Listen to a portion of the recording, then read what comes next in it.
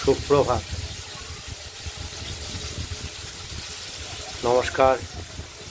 প্রতিদিনের মতো আজকেও লক্ষ্মী কুটিরের রান্নাঘরের পক্ষ থেকে নতুন একটা রেসিপি নিয়ে ফিরে এসেছি। সেটা হলো তেলকই।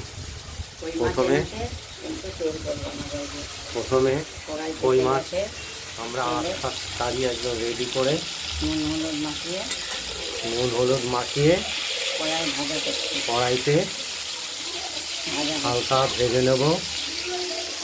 হালকা ভাজবো না, তেল ফ্রাই করতে দিতে ভালো জানো না, যেটা সেটা বলেই দাও।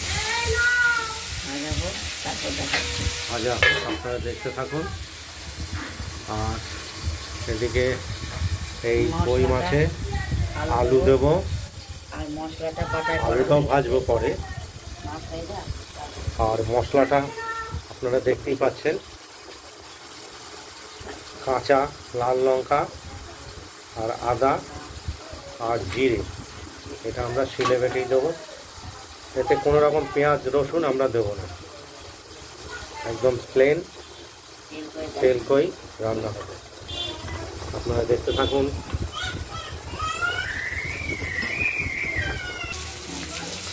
মাছগুলো ভাজা হয়ে গেছে, এবার এক এক করে তুলে নেব।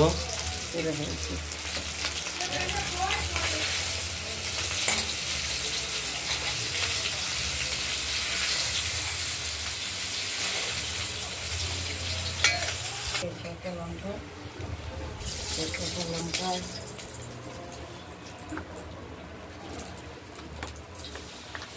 কালো জিরে আর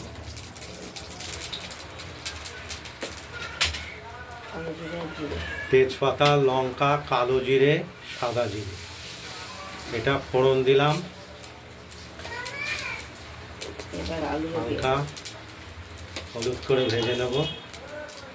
এবার আলুগুলো দিয়ে দেব।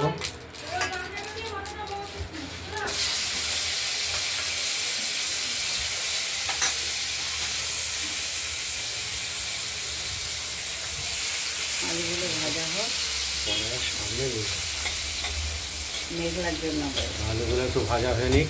আবার রোদ হলো। আর বাটনাটা আমাদের বাটা হয়ে গেছে। এখানে কোনো রকম গুঁড়ো মশলা আমরা ব্যবহার করি না রান্নায়। আলুটা ভাজা হয়ে গেছে, মশলাটাও বাটা হয়ে গেছে। মশলাটা আবার দিয়ে দিলাম। মশলাটা দিয়ে কষিয়ে নেব। তারপরে বাকি অংশটুকু দেখাচ্ছি।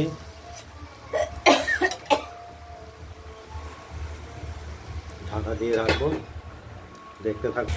আপনারা দেখতে পাচ্ছেন তেল বেরিয়ে গেছে, কষানো হয়ে গেছে। এবার তেল কই বলতে এই কই মাছগুলো তেল বেশি কষানো, না না একটু তেলও বেশি লাগে, মশলাতে দিয়ে দেবো। আর তেল কই করতে একটু তেল বেশিই দিতে হবে, আমরা দিয়েছি তেল।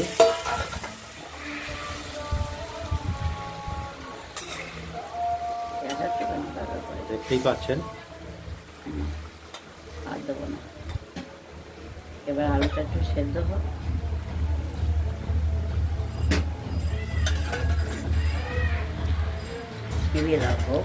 আলুটা সেদ্ধ হোক, একটু কড়াইতে ঢাকা পড়বে।